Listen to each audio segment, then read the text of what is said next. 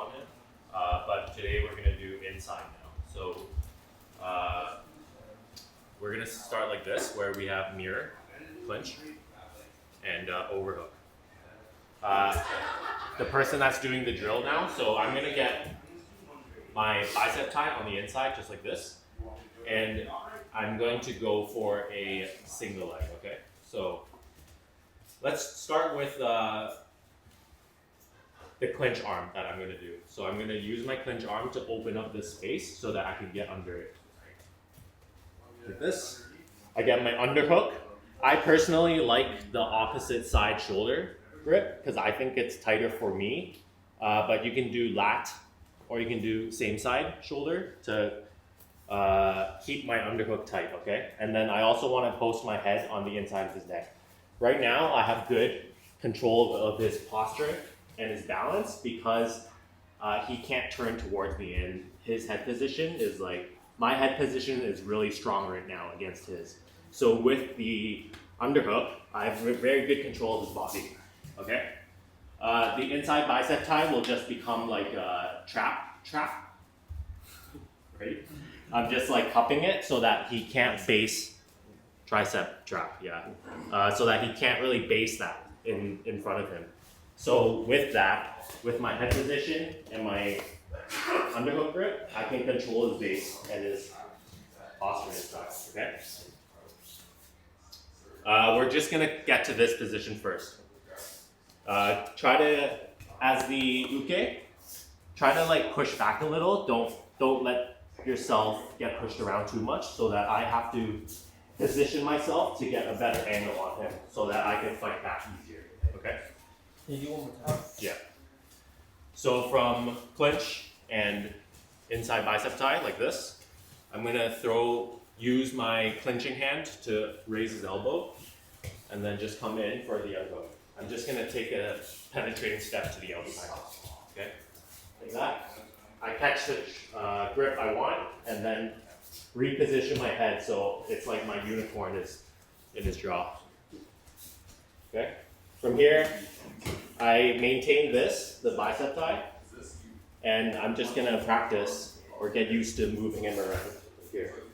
You should be able to like push him without like almost any effort. I'm like leaning into him.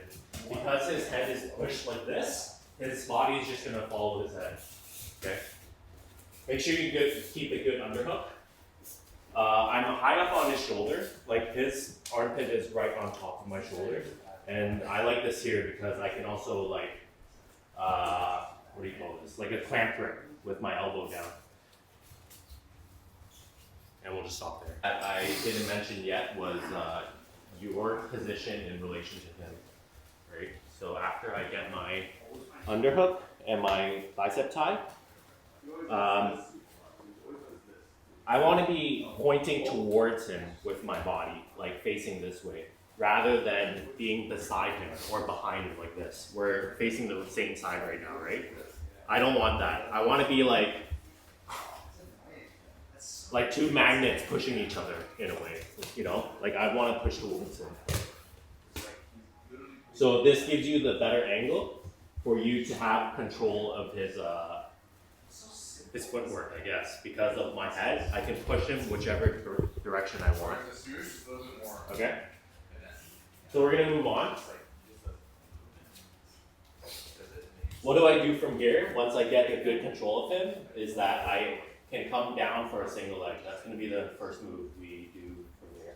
So I basically just take a step that's behind him, and come down and scoop his leg like this. Okay? Once I am able to scoop his leg and pinch it between my legs like this, his ankle, I don't need the bicep tie anymore. So I'm gonna concentrate my work towards the legs. This one's just gonna cup near the Achilles. Okay? Just like this. My head, I'm not gonna let it sink too low because once it gets here, they can push it to the side for guillotines and shit. Right? I wanna keep it pointed towards him. Like I'm still pushing him with my head. Maintaining this head control will prevent you from getting guillotined basically because I'm also fighting with my head position. Okay? Anyways, so back to the legs. I have this scooped and I have this strapped. I'm just gonna bring my shoulder on top of his thigh and then push down on it like this. Okay? When I push down, I'm gonna do a move called run the pipe. And it's like back in the day when they run pipe like this. I'm gonna do that with his foot and add in a little bit of footwork. My first step, I'm gonna step towards his inside like this. And then my second step, I'm gonna do like a kung fu step or whatever. Okay, with my shoulder pressure, and I'm constantly pushing his thigh down with my shoulder. Okay, so step in, and then step out. I'm gonna bring him to the ground. Keep your grip on the single leg, and I want you to just pass it to the outside like this. So you're coming into a leg drag position.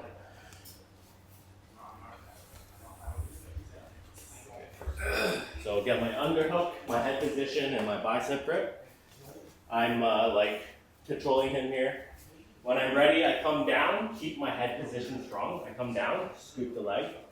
I don't need to bring my knee to the ground. I just need to stay strong in the upper body. So however much I need to slide, I just scoop and use my head to drive him so that he puts most of his weight on his left leg so that I can pick up the right leg easy. Right? Drop at the knee and the ankle, and then connect my shoulder on his thigh. Okay? If your head doesn't touch him, because of this, it's okay. I would say let's just practice this first, but there's a lot of other stuff you can do too. Now take my inside step and then my kung fu step. Hold on to the leg, and then take your step so that you can connect to your hip right away, okay? Any questions? Okay. 12 down 3, 1, 2, 3. You guys remember for the arm drag, we kind of talked about the entry and then the control position here for the arm drag. This is basically the same thing. I have my entry here and then the control position. Okay? So we talked about my angle towards him, like driving towards him. I don't want to be like too far back because then I have no forward direction on him. I just want to get like a 45 on him, right? To set up the single leg though, I do need to be more like a 90 to him. It makes it easier for me to drive him sideways. Because his feet are in a line right now, I can push his balance sideways so that he has to recover, like step more with that foot. Like he has to fall before he steps, right? So because I'm attacking his base in its very compromised position, it makes it easy for me to come down and continue to drive to pick up the leg, and then make him off balance here. Okay. Here, I'm controlling. You see how like I like to get on a 45 first so that I could control the position. Then when I find I have the opportunity, I'll come down. And remember that I'm stepping with my foot that's behind him, okay? If you step with the other foot, you'll get kind of jammed up and your head position won't be as strong. Whereas if I step with my foot that's behind him, I can kind of push him a little bit better, okay? And then I off balance him onto his other foot so that it makes it easy for me to pick up the single leg. Okay? And then do your finish. Any questions? So for that takedown, it's always the back leg that's it's always like the front leg moves back. Yeah. So running the pipe. Yeah, running the pipe. Running the pipe, I want to step with this foot that's in front of him. I just take a step that's like forward. You know, I don't really care how I step it, I guess. I just need to create the distance so that I can do this step, the arc step, right? With this, I'm using my shoulder pressure to put his butt on the ground. Like that. You can see that one more. His base is compromised behind him in this position. So that's where I want to bring his left down. If I bring him forward, he can always recover with that foot. You know? And if anything, if I really bring him down, he can posture with his arm, which is not good for me. I want to bring him where he has nothing. So that's always behind the person. Okay? And then remember to hold on to the leg so you can come in for the penetrating step so you can connect the leg drag. Okay? Anything else? You guys have any trouble with anything? Or something feels awkward? Yeah, when the pipe feels awkward. What's that? Running the pipe feels awkward, but I guess it's just practicing. Yeah. Did I miss anything for running the pipe? It's good for you. Yeah. Okay. Let's just keep doing that for now. So focus on my angle to the person. Whether I'm perpendicular or 45 or in front, just be aware